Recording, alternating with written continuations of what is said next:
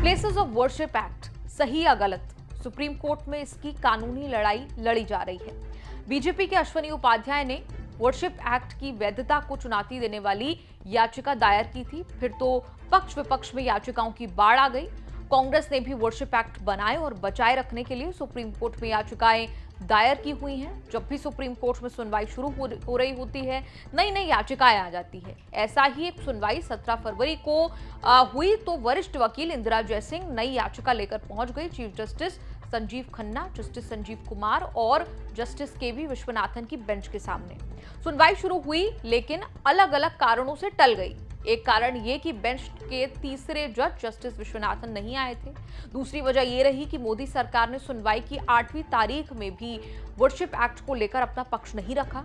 Supreme court में ओवैसी की याचिकाओं पर सुनवाई होनी थी, जिसे 6 अन्य याचिकाओं के साथ जोड़ा गया है। इंदिरा जयसिंह नई याचिका लेकर आई तो चीफ जस्टिस संजीव खन्ना का मूड खराब हो गया। बार एंड बेंच की रिपोर्ट के मुताबिक इंदिरा जयसिंह ने कहा कि सरकार ने अब तक जवाब दाखिल नहीं किया है और नई याचिकाएं आ रही हैं। हम शायद इस पर सुनवाई नहीं कर पाए। याचिकाएं दायर करने की एक सीमा होती है। बहुत सारे इंटरवेंशन एप्लीकेशंस यानी IA दायर किए गए हैं। हम शायद इस पर सुनवाई नहीं कर पाए। वर्शिप एक्ट का case chief justice Sanjeev Khanna खुद सुन रहे हैं, लेकिन लगता नहीं कि उनके कार्यकाल तक केस कुछ ज्यादा आगे बढ़ेगा।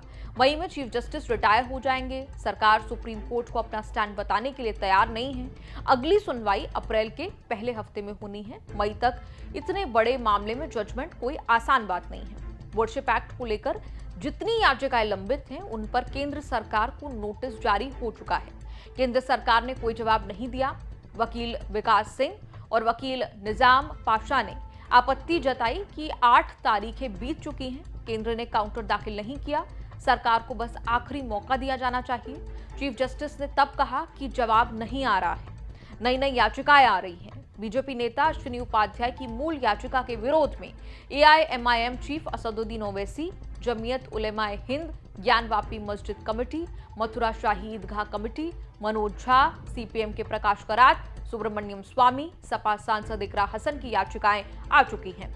इंदिरा जयसिंह को इस शर्त पर याचिका दाखिल करने की इजाजत मिली है कि आधार ऐसा होना चाहिए जो अब तक कोर्ट के सामने ना लाया गया हो। चीफ जस्टिस ने एक्ट को चुनौती देने वाली वो याचिकाएं खारिज कर दी जिनमें अभी तक कोई नोटिस जारी नहीं किया गया। ये याचिकाकर्ता मौजूदा याचिकाओं में आवेदन कर सकते हैं, हालांकि ये आवेदन नए आधार पर हो।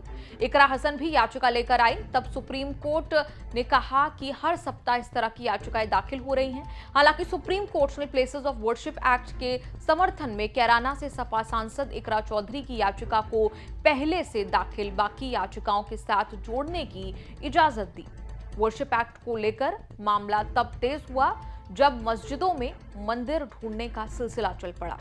18 मुकदमे अलग अलग कोर्ट में चल रहे हैं। 10 केस मस्जिदों से जुड़े हैं। वर्शिप एक्ट भी इसी से जुड़ा है। 12 दिसंबर को बड़ा आदेश देते हुए सुप्रीम कोर्ट ने ऐसे मुकदमों पर रोक लगा दी, लेकिन चीफ जस्टिस की बेंच ने कहा था कि केंद्र सरकार के जवाब के बिना हम सुनवाई नहीं कर सकते।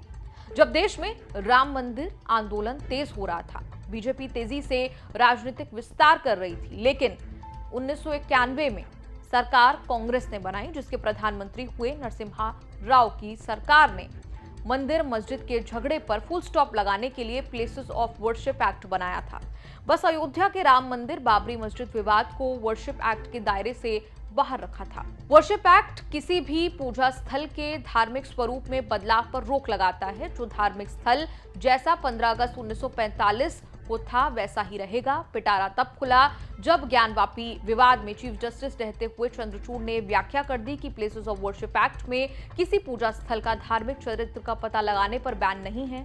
ताबड़तोड़ मस्जिदों में मंदिरों की खोज होने लगी। निचली अदालतों ने सर्वे की इजाजत दे दिए।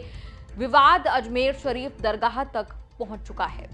आपका कोर्ट कचहरी के इस एपिसोड पर क्या कुछ कहना है? आप कमेंट्स में लिखकर अपनी राय जरूर दें और देखते रहिए न्यूज़ तक।